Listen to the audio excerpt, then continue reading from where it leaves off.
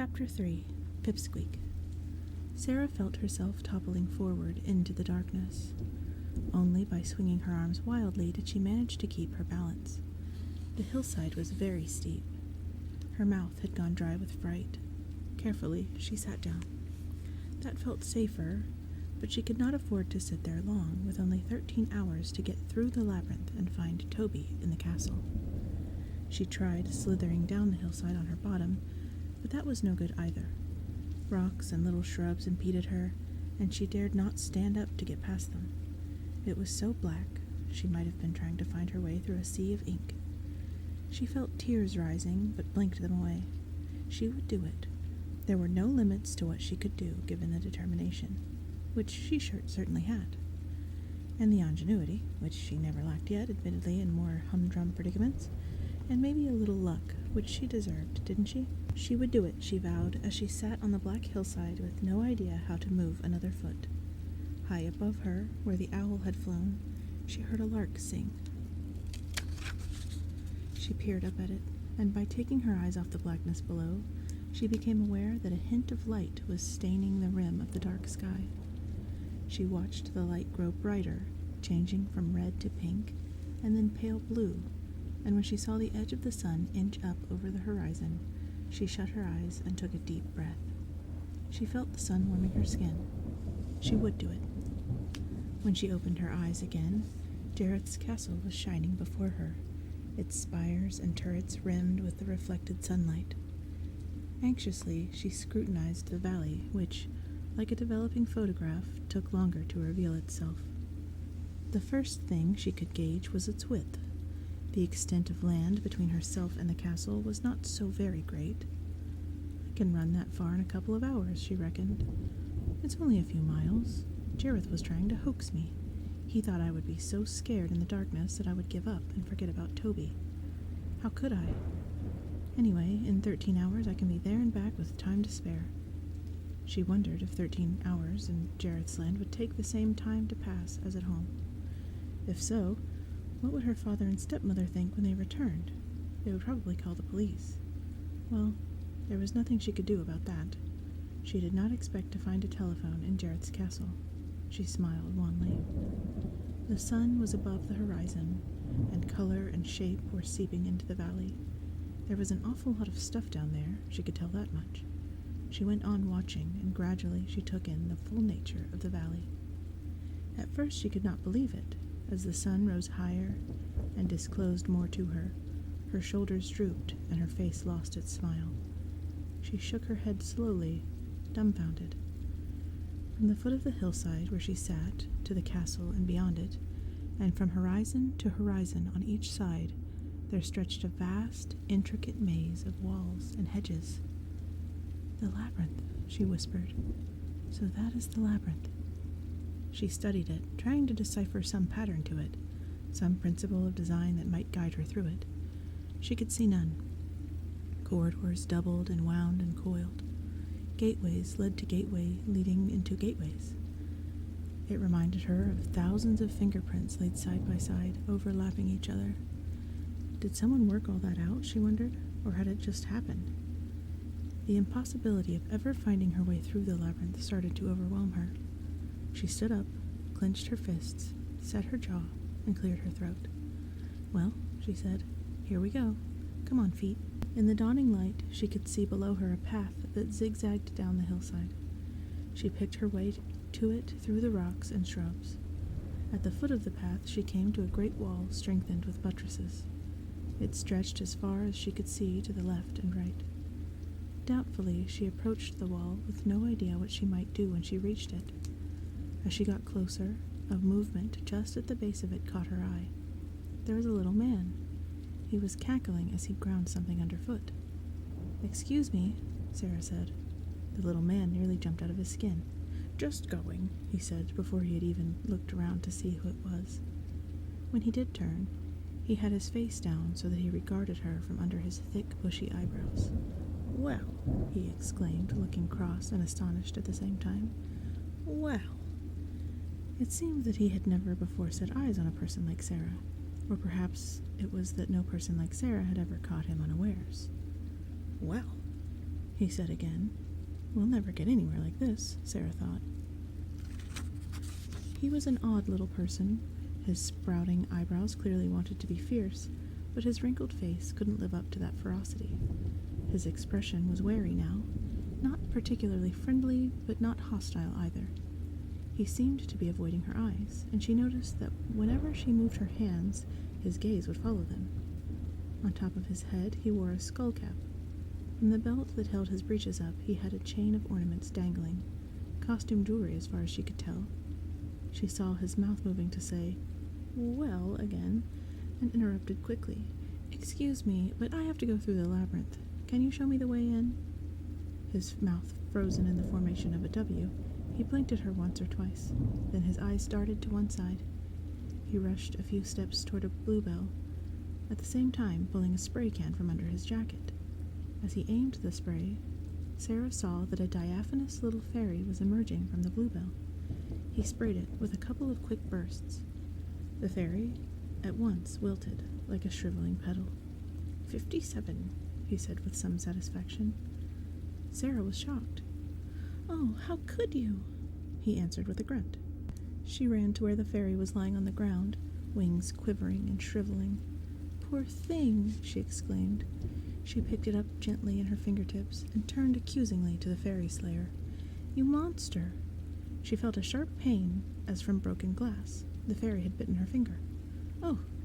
Sarah dropped the fairy and stuck her finger in her mouth. "It bit me," she muttered around her finger. "Course you did," the little man chuckled. "What do you expect fairies to do?" Sarah was frowning, perplexed. "I thought they did nice things, like granting wishes." "Ha!" His eyebrows went up, and he chortled. "Shows what you know, then, don't it?" He raised his spray can and casually hit another bluebell with it. A second shimmering fairy fell down, turning brown like a leaf in autumn. 58, he said, and shook his head. "They breed as fast as I spray." Sarah was still wincing as she sucked her finger. "Oh," she complained, "it hurts." She took her finger from her mouth and shook it. He walked to a plant nearly as tall as he was, tore off one of its broad grayish leaves and handed it to her. "Here," he told her, "rub that on it." She gratefully did what he told her. No sooner had she started rubbing than she dropped the leaf, clasping her finger with the other hand, and hopped around in pain. "Ow!" she shouted. "That makes it much worse! Ow!" He was holding his sides with his pudgy little hands and roaring with laughter. "Course it do. Fancy rubbing one of them on a fairy bite. You don't know nothing, do you?" Her face screwed up with pain. Sarah answered indignantly, "I thought you were giving it to me to make it better. Ugh, ugh." "You thought that too, did you? You've got a lot of opinions," he chuckled. "All of them wrong, and you've got grass all over the seat of your trousers." In spite of the pain in her fingers, she had to glance over her shoulder, and she saw that he was right. It was from sliding down that hillside. Brushing off what she could, she realized that he was paying her back for having caught him unawares. "You're horrible," she told him. "No, I'm not," he sounded surprised. "I'm Hoggle. Who are you?" "Sarah." He nodded. "That's what I thought." Spotting another fairy, he squirted her. To make sure, he stepped around this one and ground his foot around. The fairy squealed. 59, Hoggle said. Sarah was thinking, still sucking her finger. He seemed to know about her, so he must have something to do with Jareth, mustn't he? Some kind of spy, maybe. Well, maybe. Yet he was not her idea of a spy. Spies weren't grumpy. They didn't play mean tricks on you, did they? If all her opinions were wrong, as he'd said, then this one might be wrong too. But in that case, she thought, supposing he is a spy, then it might be his job to persuade me that all of my opinions are wrong, when really they are all correct. And if they are all correct, he is not a spy. But that would mean he had no motive for persuading me that I'm wrong about everything. So I probably am wrong about this too, and so, supposing he is a spy... "Oh," she exclaimed in exasperation. It was like one of those drawings she had seen in a book at home, where the water seems to be flowing uphill, and yet you can never put your finger on just where the drawing is telling you a lie. Hoggle tore a leaf from a different plant and offered it to her with a sort of twinkling scowl on his face. She took her finger from her mouth. The pain was easing now. She shook her head and had to smile a little at this funny, wizened face of his. His expression, in answer, went dark again. He looked at her mistrustfully. He was not used to being smiled at. Well, she thought, there's nothing else to do. Whether or not he is here to spy on me, he is the only person I can ask for help. So she tried. Do you know where the door to the labyrinth is? He screwed up his face. Maybe. All right, where is it? Instead of replying, he dodged to one side, raising his spray can. 60. I said, where is it? Where is what? The door. What door? The door into the labyrinth. The door into the labyrinth. Oh, that's a good one, he laughed, not kindly. Sarah wanted to punch him. It's hopeless asking you anything. Not if you asks the right questions. He was giving her a sidelong look. You're as green as a cucumber. Well, what are the right questions? Hoggle stroked the top of his nose. Depends on what you want to know. That's easy. How do I get into the labyrinth? Hoggle sniffed, and his eyes twinkled. Ah, now that's more like it. She thought she heard that music in the air again, the magic music that hummed around the Goblin King. You gets in there. He nodded, indicating behind her. You got to ask the right questions if you want to get anywhere in the labyrinth. Sarah spun around. Now, in the great wall, she saw a huge, grotesquely designed gate. She stared at it almost accusingly. She could have sworn it had not been there before. There ain't no door, see? Hoggle was explaining. All you got to do now is find the key. She looked back at him, and then all around her. She saw at once that it was going to be no problem to find the key. Near her was a very small mat, and from each end of it an enormous key was sticking out. Well, she said, that's simple enough.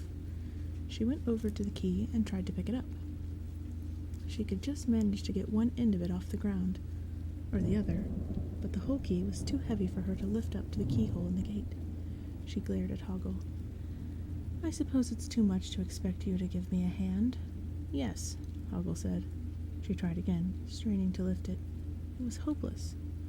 Oh, she said, this is so stupid. You mean you're so stupid, Hoggle corrected her.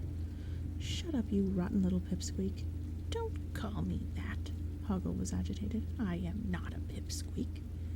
Yes, you are, Sarah said. She was uneasily reminded of herself at a much younger age, at school, chanting cruel jibes at some tormented girl, but she persisted. Yes, you are. Rotten, little, nasty, ugly pipsqueak. Hoggle was beside himself with rage. Don't call me that, he said hysterically. You're so stupid you are. You take everything for granted. Pipsqueak, pipsqueak. I'm not. Stop it. Nasty, creepy little pipsqueak. Hoggle collected himself with some dignity and told her, if you weren't so brainless, you'd try the gate. That stopped her short. She thought for a moment, then went to the gate and gave it a little push. It swung open. Nobody ever said it was locked, Hoggle observed. Very clever. You think you're so clever, Hoggle said. You know why? Because you ain't learned nothing. Sarah was peering cautiously inside the gate. She did not like what she saw.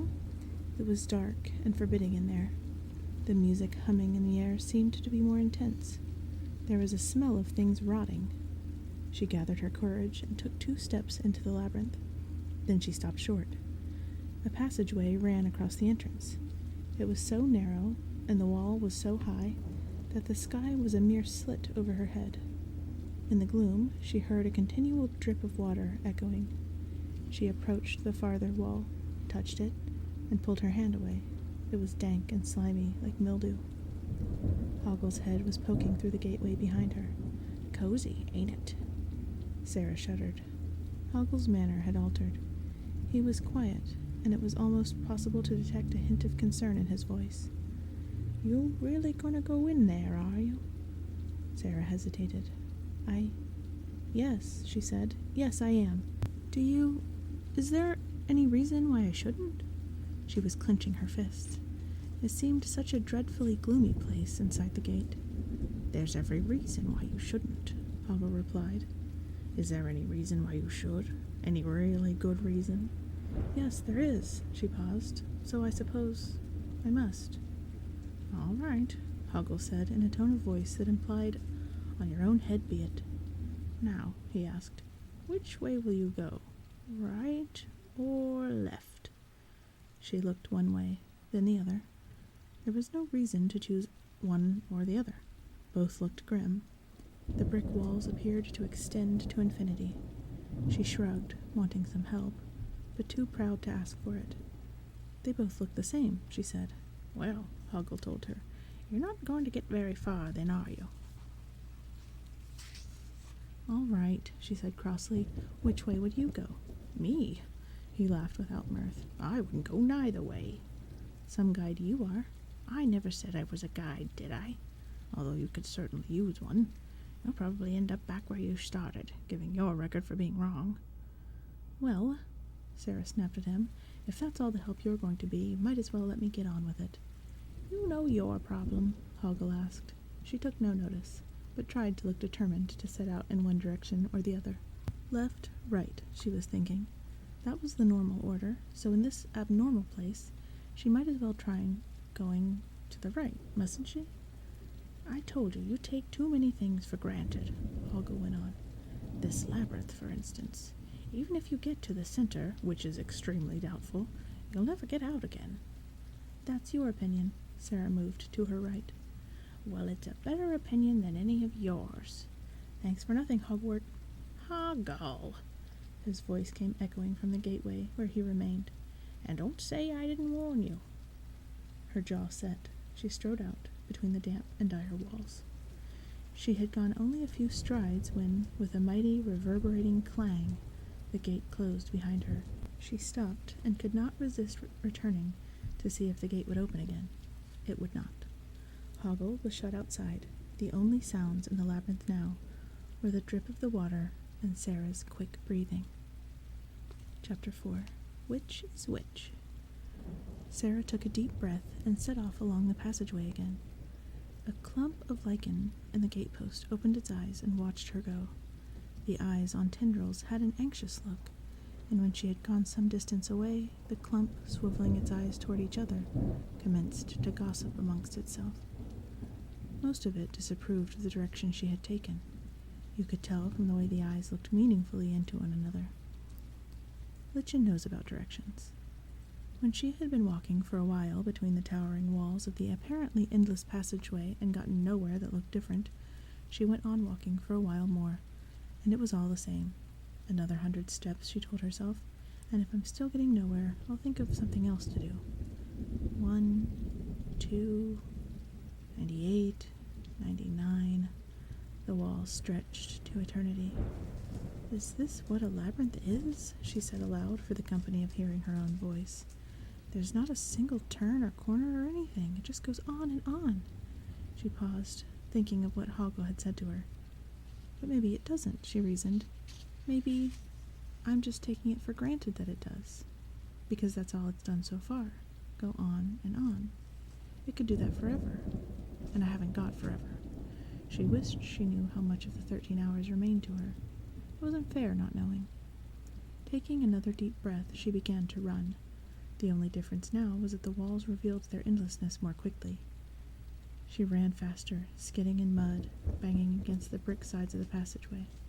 Faster and faster, and the walls stretched out ahead of her without turning or feature or end, until they began to spin above her head, and she realized that she was collapsing, exhausted, tears running down her cheeks. She lay in a heap, sobbing. A clump of lichen nearby stared down at her, sympathetically, its eyes boggling. When she had recovered, she opened her eyes very slowly, hoping she would see something different this time. A corner, a door, even her own bedroom. All there was to see were the two walls. With a little yelp of frustration, she beat her fists upon one of the walls. As though answering a doorbell, a tiny worm-like creature with large eyes popped its head out from between the bricks where Sarah was pounding. "Hello?" it asked in a cheery voice. Woebegone, Sarah looked at the worm. A talking worm, she reflected.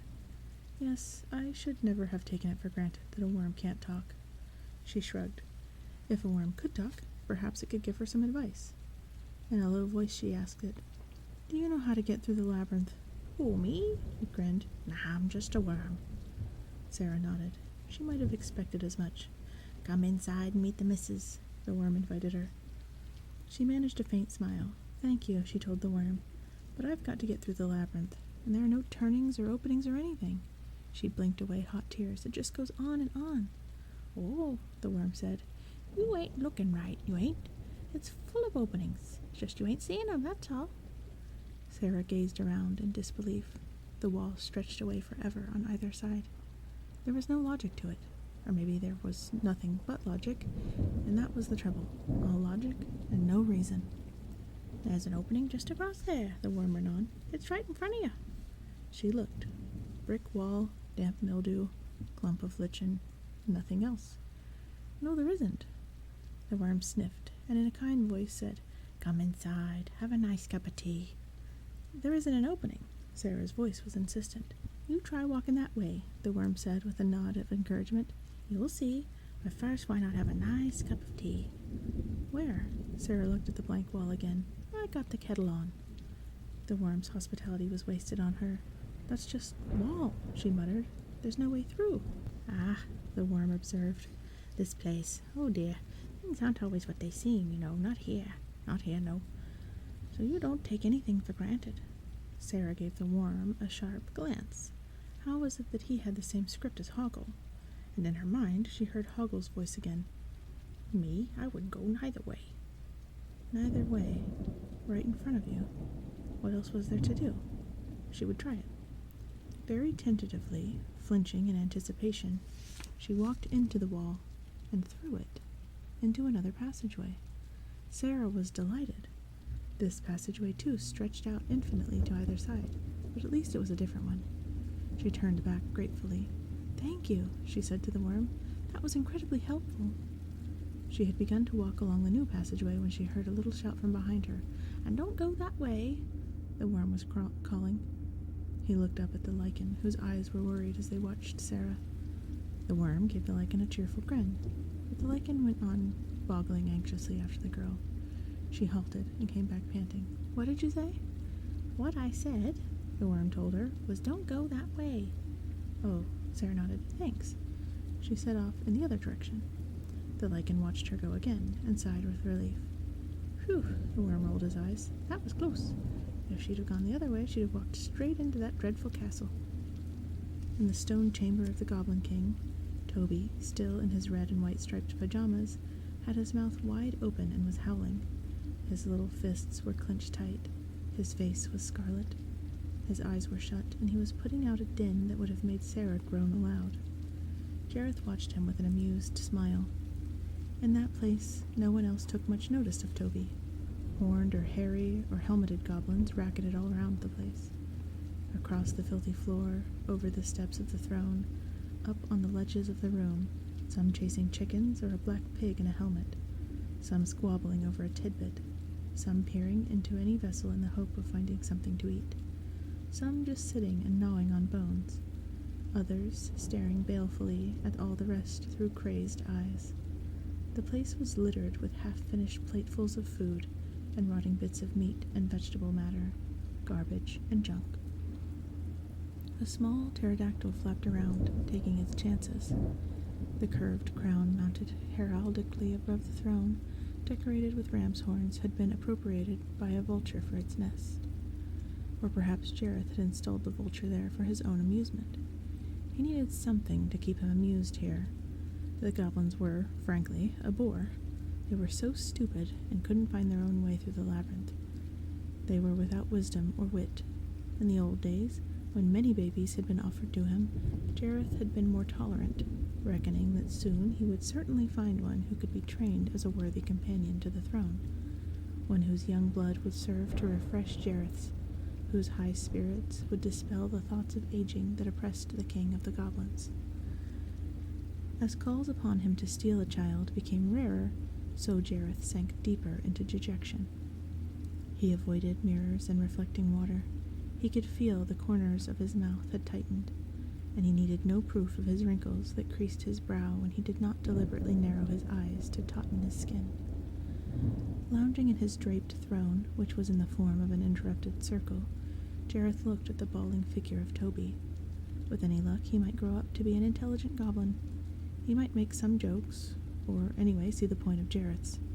He might be of some help in ruling this ramshackle empire. At the very least, he might have some fresh ideas about mischief. Two-headed sheep, curdled milk, banging pans, snatched nightclothes, barren fruit trees, shifted tables, moldy bread. Jareth had seen it all, much too often. But this lot, rooting and pratfalling around all day, still found such tired old cliches a perfect riot every time. Pitiful they were.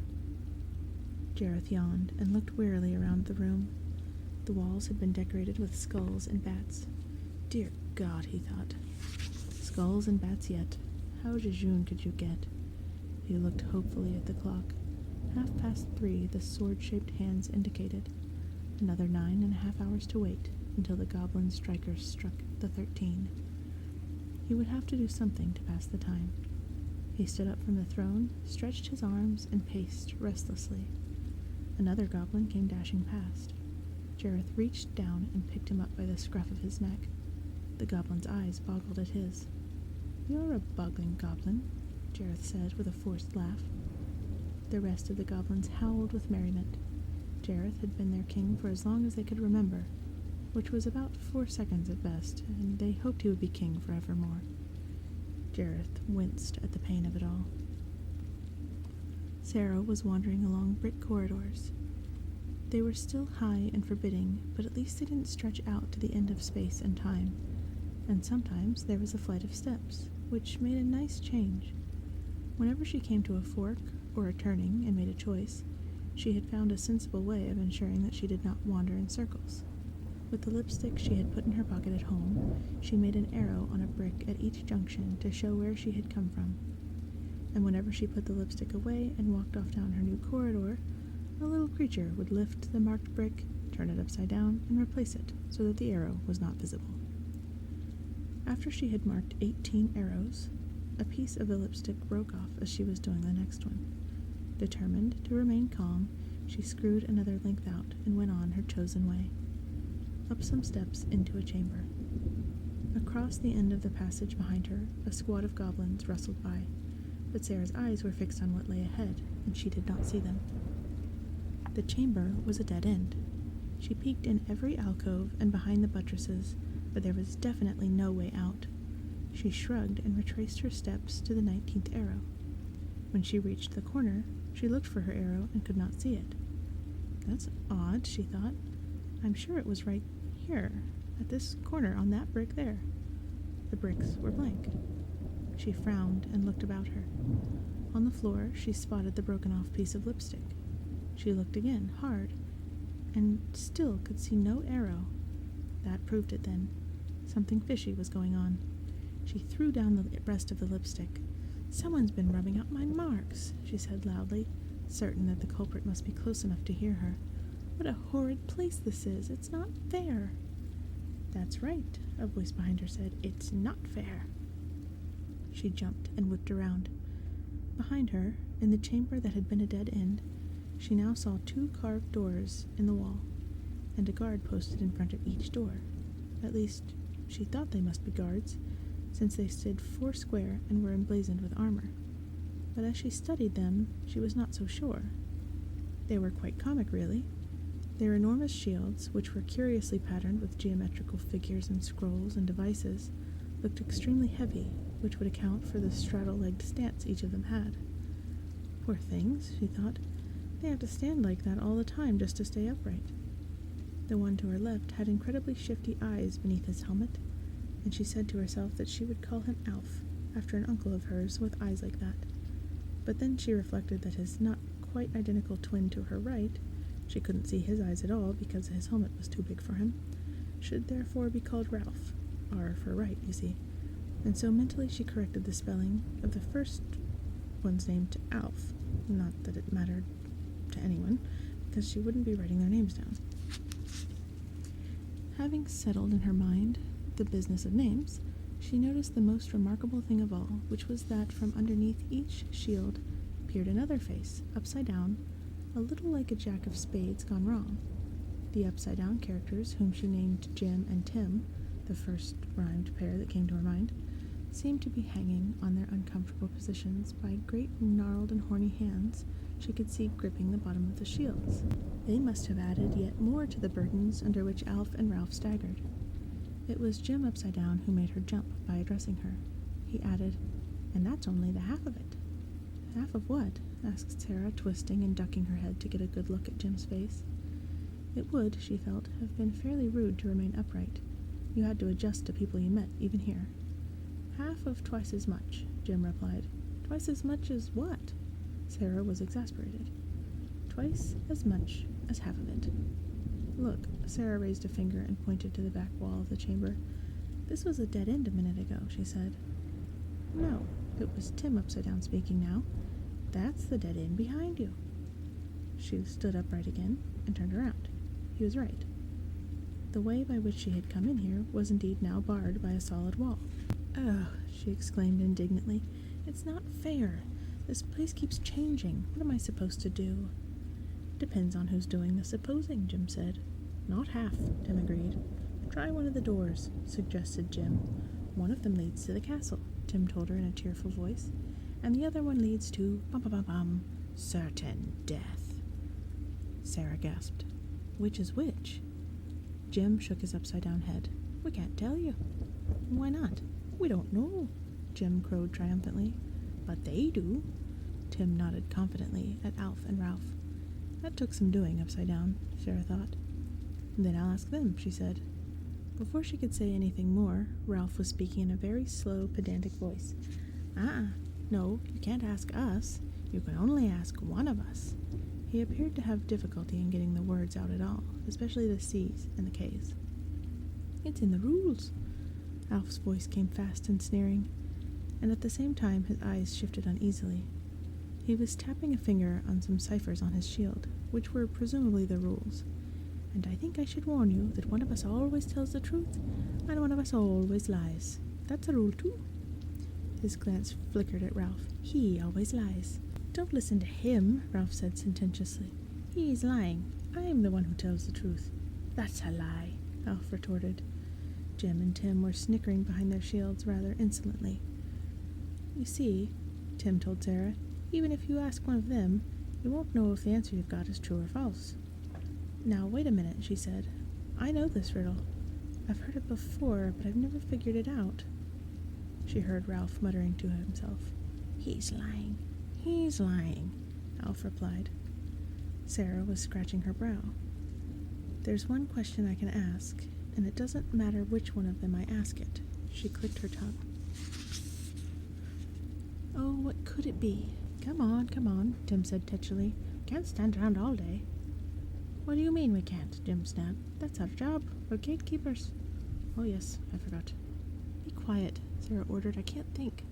"I tell the truth," Ralph declared pedantically from under his helmet. "Oh," Ralph answered mechanically. "What a lie." Sarah was trying to work it out logically for herself. With a finger thoughtfully in the air, she reasoned, "The first thing to do is find out which one's the liar. But no, there's no way of doing that, so the next thing to do is to find a question you can put to either one and get the same answer." "Oh, that's a good one," Tim was guffawing. "One of us always tells the truth, and the other one always lies. And if you want to find a question we both give you the same answer to, oh, that'll be the day. That's a good one, that is."